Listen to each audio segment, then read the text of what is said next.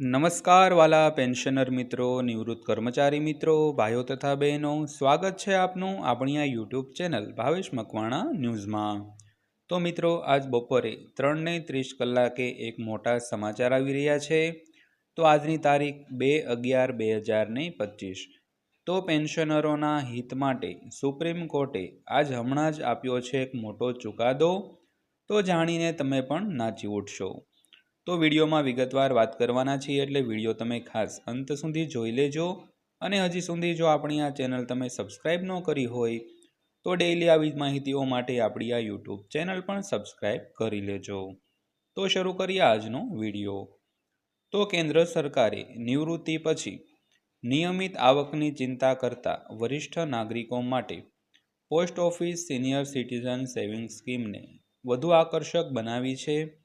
તો આ યોજના વરિષ્ઠ નાગરિકોને નિશ્ચિત વ્યાજ દરે સ્થિર માસિક આવક પ્રદાન કરે છે, જેમાં રોકાણો સરકારી ગેરંટી દ્વારા સંપૂર્ણપણે સુરક્ષિત છે।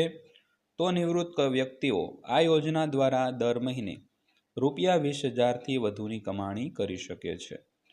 તો સૌથી પહેલાં વાત કરીએ તો યોજનાનો મુખ્ય ઉદ્દેશ આત્મનિર્ભર અને જીવન સુરક્ષિત।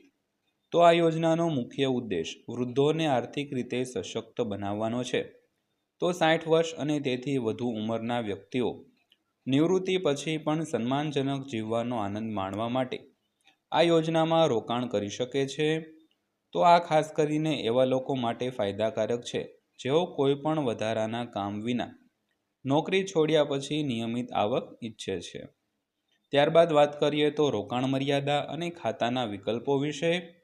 તો સિનિયર સિટીઝન સેવિંગ સ્કીમમાં લઘુત્તમ રોકાણ રકમ ₹1,000 છે, જ્યારે મહત્તમ રોકાણ મર્યાદા ₹30 લાખ કરવામાં આવી છે। તો રોકાણકારો પતિ પત્ની તરીકે વ્યક્તિગત રીતે અથવા તો સંયુક્ત રીતે ખાતું ખોલાવી શકે છે। ત્યારબાદ વાત કરીએ તો પાત્રતા માપદંડની। તો કોણ રોકાણ કરી શકે છે? તો 60 વર્ષ કે તેથી વધુ ઉંમરના તમામ ભારતીય નાગરિકો આ યોજનામાં રોકાણ કરી શકે છે। તો 55થી 60 વર્ષની વયના લોકો જેમણે સ્વૈચ્છિક નિવૃત્તિ લીધી છે તેઓ પણ આ પાત્ર છે, અને 50 વર્ષની ઉંમરે નિવૃત્ત થયેલા સંરક્ષણ અધિકારીઓ પણ રોકાણ કરી શકે છે। જોકે NRI અને હિન્દુ અવિભાજિત પરિવારો પાત્ર માટે નથી મિત્રો। તો ત્યારબાદ વાત કરીએ તો ખાતું ખોલાવવાની પ્રક્રિયા ખૂબ જ સરળ છે। તો SCSS ખાતું ખોલાવવા માટે વ્યક્તિઓ તેમની નજીકની પોસ્ટ ઓફિસ અથવા તો અધિકૃત બેંક શાખામાં અરજી કરી શકે છે। તો આધાર કાર્ડ, પાન કાર્ડ, ઉંમરનો પુરાવો અને પાસપોર્ટ સાઇઝનો ફોટો જેવા જરૂરી દસ્તાવેજો છે। તો ઓછામાં ઓછા ₹1,000 જમા કરાવવા પર ખાતું સક્રિય થાય છે અને પાસબુક પણ જારી કરવામાં આવે છે। ત્યારબાદ વાત કરીએ તો વ્યાજદર અને માસિક આવકની ગણતરીની। તો સિનિયર સિટીઝન સેવિંગ સ્કીમ વર્ષ 2025 માટે વાર્ષિક 8.2% વ્યાજદર આપે છે। તો વ્યાજની ગણતરી ત્રિમાસિક ધોરણે કરવામાં આવે છે, તો જ્યારે ચૂકવણી માસિક ધોરણે કરવામાં આવે છે।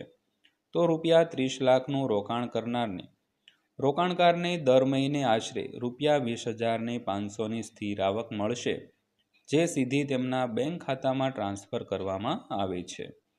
ત્યારબાદ વાત કરીએ તો કર લાભો અને TDS રાહતના વિકલ્પો વિશે। તો SCSS માંથી મળતું વ્યાજ કરપાત્ર આવક ગણવામાં આવે છે। તો જો વ્યાજ ₹50,000થી વધુ હોય તો TDS કાપવામાં આવે છે।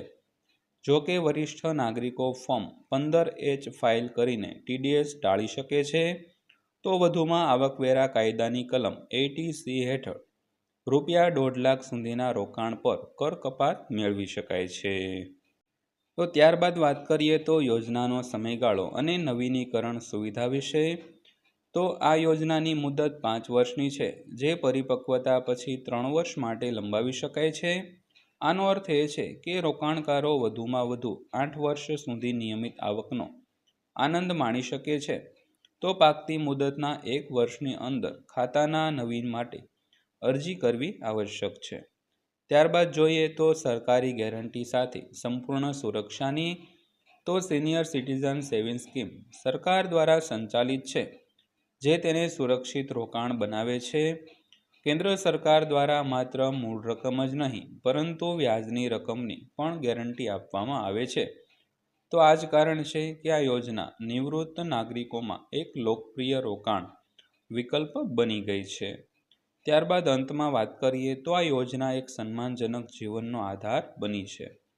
તો વધતી જતી મોંઘવારી અને વધતા જતા આરોગ્ય સંભાળ ખર્ચ વચ્ચે આ યોજના વૃદ્ધો માટે નાણાકીય સુરક્ષાનો મજબૂત આધાર સ્તંભ સાબિત થઈ રહી છે.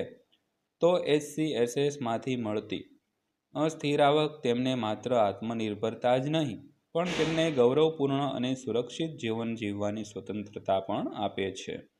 તો મિત્રો, આ હતી આજની માહિતી જે પેન્શનરો અને સરકારી કર્મચારીઓ તેમજ વરિષ્ઠ નાગરિકો માટે અગત્યની હતી. માહિતી પસંદ આવી હોય, વિડીયો સારો લાગ્યો હોય તો વિડીયોને લાઇક કરજો અને આવા જ વિડીયો રોજે રોજ જોવા માટે આપણી આ ચેનલ સબસ્ક્રાઈબ કરી લેજો. તો ફરીવાર પાછા મળીશું એક નવા વિડીયો સાથે, નવી માહિતી સાથે. ત્યાં સુધી સૌને જય હિન્દ, વંદે માતરમ.